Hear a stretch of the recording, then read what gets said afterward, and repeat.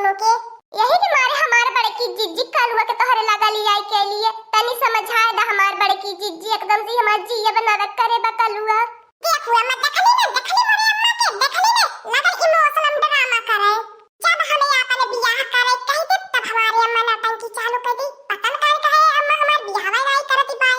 ए अम्मा हमारे अम्मा से कहि दे अगर हमार बियाह शादी नहीं करी तो हम घर दुआर छोड़ के भागी जाब कौनो के लइके। आ नहीं तो मैं जहर माहुर खाए के आ फांसी लगाए के चाहे अपन आत्महत्या कर लेबे। देखा हमार बड़की जिज्जी देखा देखा कातरालू हमरे लगा लिया कि आया हम समझाए देब कलुआ के। देखा कैसे बोलत बा इतनी देर बड़की अम्मा हमरे कलुआ के पता न कानी का होई गेल बा। एकदम से हमार कलुआ जैसे पगला आई गेल बा जैसे एकदम पता न कानी का होई गेल बा। हमारा को कहल का नहीं मानत बा बड़की जिज्जी। इतनी देर बड़की जिज्जी पता न कानी का हमरे कलुआ के होई गेल बा। या सब बुझात बा कि हमार कलुआ पगला आई गेल। बड़की जिज्जी कोनो उपाय बतावा। ए बड़की अम्मा ते बता का पगला आई गेल बाटी हम प्यार करत रहली बड़की अम्मा त कहली ए बड़की अम्मा हमार बियाह से कई जित नहीं कई नहीं बियाह से हमारे आ जाने सब प्यारवा करत रहली है ओकर त बियाह होई गेल हमार बड़की अम्मा तहु जानत हो भी हमारा मो जानती हुई हमार बियाह काहे नहीं करावती बा हमारे अम्मा। ए बड़की अम्मा नहीं देखती बाटी अब बहिन एक नीम जाने लड़का बाटे जन हमारे से छीन बाटे और नहु त बियाह शादी होई गने के लइका बच्चा होई गई ने हमरे बियाह करो नाम है निशान ना है। ये तना झगड़ा करत है बड़की अम्मा तब हमारे अम्मा बियाह के नहीं नाम लेते बा लागत बा बड़की अम्मा हमरा रुआ नहीं मारबा लेकिन हमार बड़की अम्मा बता देत बाटी हमार बियाह करवाई के हमरा रुआ नहीं मरे के बाय। बतावा हमार बड़की जिज्जी एकदम बियाह रट मरले बा एकर बाप पियक्कड़ खवक्कड़ बा। बतावा हम कैसे बियाह गवना एकर करी हम 1 रुपया कौड़ी धइली है न बाटी। वह बड़की अम्मा नहीं अच्छी निहात बताउती है ना नामन होई ना राधा गवले जाइए ना हमारो नामन होई ना हमार बियाह होई। हे कल्लू बाऊ तनी शांति हो जा थोड़ी कम बोल। तोर बतिया सुन के तो लगत बा हमार हटवा फेल होई जाई। इतना जल्दी आयल बाटे बियाह के। ए कल्लू बाऊ ई बियाह शादी बा कौनो मजाक ना है बाए बहुत सोच समझ के शादी बियाह करे के पाराला। का बताई हो हमार बड़की जिज्जी घरा में कल्लू इतना नौटंकी डरमा ना धले बा बियाह खातिर रीनल खाना बनाई खाए दे तो हमार बड़की जिज्जी रोज हमार बड़की जिज्जी एकदम से रोज नौटंकी कराला। रोज एकदम खाना पानी उठाई के फेंकला थरियावा का हमार पहले बियाह कर बतावा हमार बड़की जिज्जी कैसे कर बियाहवा कर दी हमें लड़कियों तो मिले की चाहिए पहले। हे कल्लू बाऊ ई कौन शिकायत सुनत बाटी। देखा हम तुहे इतना मानत जानत रहनी है त कौनो बात रे हमसे कहल करा कि अपने अम्मा से काव घर जाए के झगड़ा करे लिया। हां अम्मा हमार बिहान बियाह होई जाए के चाहिए हम कुछ जानी त नहीं। बिहान बियाह करे खातिर ये कल्लू बाऊ पहले लड़की देखे के पराला तिलक बरछक्की करे के पराला फिर साल 2 साल 6 महीना 2 महीना 3 महीना का दिन पधारे के पराला टमाटर मंगरा होई भतवान होई कथा सुनी जाई रामायण बैठी तब तोर बियाह कर जाई तब तोर दुल्हन आई। हे बड़की अम्मा ई मत मंगरा भतवान ऐसा पैसा का डायरेक्ट हमार बिहान बियाह कर कौनो मंदिर में मिल जाए चल के कौनो लड़की खोज के अब्बा कलवा का अठवा मारा 3 छापड़ में तब भाग जाए कुल भूतवा जनो चढ़ल बा खपड़ोइया पे अकदम हो हमार बड़की जिज्जी जाई कलवा के हो का बतिया सुने के हो का समझाले पे मानी जाए। ई तो हम नहीं कहते बड़की जिज्जी हम नहीं कलवा का बियाहवा करे बारे हमार बड़की जिज्जी लेकिन तो करे खातिर 2-4 महीने तक मोहलत चाहिए। तू नहीं पता चलत रहा को गुगुट्टा हो कि हमार लड़का सयान हो गला बियाह कर देवे के चाहिए जब तक नहीं बताव तो बात नहीं जान पाती बात।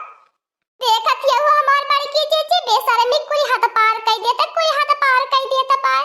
ए भगवान भगवती माई कवन हम गलती कैली तू हम ऐसन बेटा बाते हलू है एकदम से हमार नकिया कनवा कटवैया पे लागल बा बिटिया हमारे रहने नी इज्जत बात से कुल अपने घरे गई नी है। ए कखिनैया बहुत तोरी इज्जत जोगावली है पूरा खानदान में इज्जत जोगावली है नहीं तो कहिए लइको के भाग गेल हो तो कर बियाह होए नहीं की हुई थे करे कालुआ कराऊ छवा भुजा लगा तो के भगवती माई ले जा तो के हैया माई उठा ले जा अपने महतारी के नाम लेके बलावत है। बड़की अम्मा जब हमार बियाह नहीं करवाती बा हमार बहुत जीव जरत पाकत बा। करे कलुआ कब से तो के खोजत बाटी बाजारे जाए खातिर ते जब देखा तब यही मेहरारून के पंचायत मीटिंग में बैठल रहबे कब का हमार सुरती खैनी खत्म भइली बा हमारे थे के अमली बेधे बा जो करौ छले की आओ करे है घुघुटैया देखिनैया ता काहे अपन मुंह नेनुआ की नहीं लटकाए के बैठली बाटी तोरे जैसे मालूम पता के हैया ना के हमार वरगल करे अरे मटकनवा ता काहे अपन चेहरा को भवन वाला बनाए के बैठली बाटी अकलुआ तोरे का भइल बा। अरे बूढ़ा कलुआ का बात सुनबू तो ताते तरु उरी दबाईबू कलुआ का कहत बाय। अरे हमारा बूढ़ा हमार कलुआ इज्जतिया लीलाम करवैया पे लागल बाय एकदम से हम गौवा में मुंह देखावा लायक नहीं बच्चा बे हमार बूढ़ा। अब तो नहीं कुछ बताइबो करबा कि खाली घुमाईबा ये इमिरती छड़ती बा। ए बुढ़िया एने दुल्हन नहीं तो के बताइए आ मैं तो के बताओ तू इधर ही मुंह करे। ए बूढ़ा हमें अपन बियाह करे कहत बाटी हमार बियाह करवावा। आ बियाह तो बियाह होबे करी ओ तो हम हो जानते बूढ़ा हमार बियाह होई लेकिन जब ना हमारे मुंह में कुछ दांत तो झड़ जाई आपको दांत ना रह जाई तोहरे उम्र के हो जाबे ने तब हमार बियाह होई। जब लाठी पाना लेके चलत तब हमार बियाह करवाई बा लगन तहां लगन के पीछे विचार हम में लौकत बा कि जब हम बुढ़ाई जब तब तहां लगन हमार बियाह करवाई बा। सुनलु हो बूढ़ा आ सुनी कि काहे तू अपन मुंह भाठौरा से बाई देली बाटू करे करौ छवा। अब हिन तोर उमरिया केतना भाईली बा एकदम बियाह बियाह हन्नामा मचाई दी है बाटे। अब हिन तोरिया सढ़ुआ 11 साल लगल बा। ए बुढ़ंचो ओ कोई हम नहीं जानी त तकाल में हमार बिहान बियाह होवे के चाहे त होवे के चाहे हम कुछ जाने त नहीं। इहा हमारा बूढ़ा खाना मंगे खाना बनल का खाए पिए के दुसवार करे बनल करे बा करे मटकनवा हम पलटू बिटिया के देखे बाटी वो कैसा रही कलुआ लायक वही से करवाई दे कलुआ के बिहान बियाह। कवन हो हमारे बूढ़ा हाउ जन दतहिया कर लई बा जवने की उम्र ये 45 साल हो गई बा।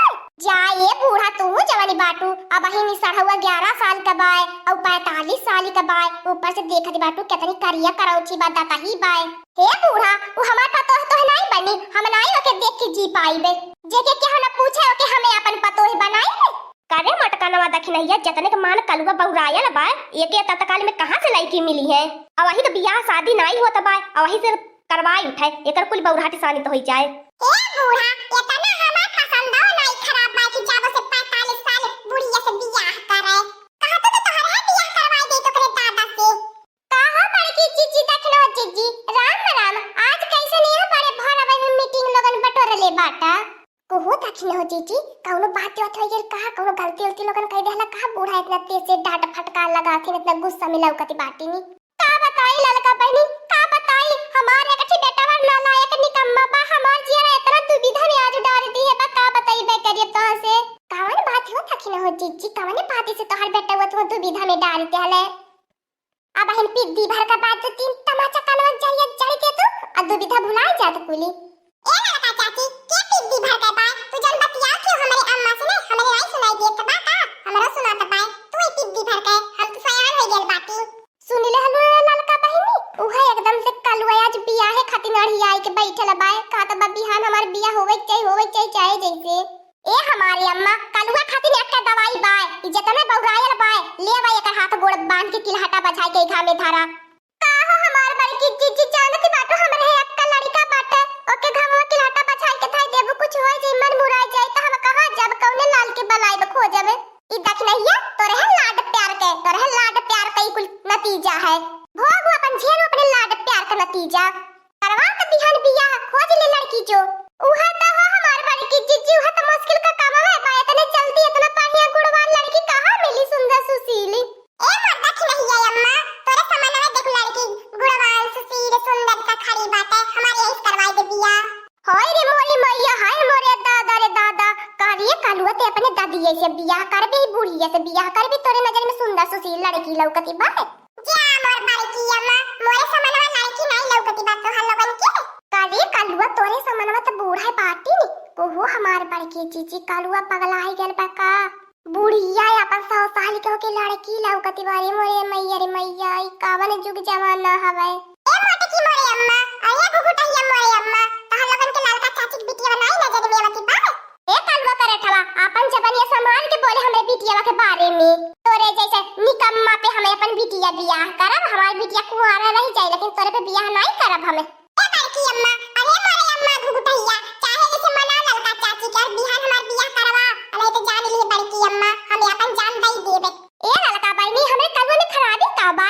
हमार कलवा देखत त बाटे तारी बिटिया कितना मानत है हमने के दोस्ती रिश्तेदारी में बदल जाई आ का भल बियाह करवा दे तू कहन हमरे कलवा से ए हमार बड़की जीजी जे तोहरे कलवा कारनामा नहीं जाने ने तेही अपन बिटिया दे हमें नहीं अपन बिटिया का बियाह करे वाला बाटी ए लड़का बहनी ई जिंदगी और मौत का सवाल बा हमरे कलवा का कहन दे तू अपने बिटिया का बियाहवा ए हमार बड़की जीजी तोहार बेटावा तोहार लगन का लइका बच्चा बा तोहार लगन का घर का चाहे मारे आ चाहे जिए हमसे का मतलब बा हम अपने बिटिया का तो दूसरी जगह बियाह करब धूमधाम से दूसरे गांव में की आ कैसे हो हमार बड़की जीजी तोहरे लाज लिहाज नहीं लगत बा ये कायम हम बियाह करब अपने बिटिया का ए लड़का चाची बताई दे त बाटी अपने बिटिया का बियाह कर दिया नहीं तो लेके भाग ही जाता हमें।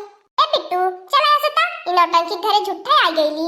ए मम्मी कल्लू में खराबी का बा, कल्लू हमें बहुत निकला गए ने, काहे करवाई दे तू हमार बियाहवा, हमहु राजी है बियाह करे खातिर। अब धरिया काहे खड़ी बात धरिया ने आवा आज भी बियाह होई जा।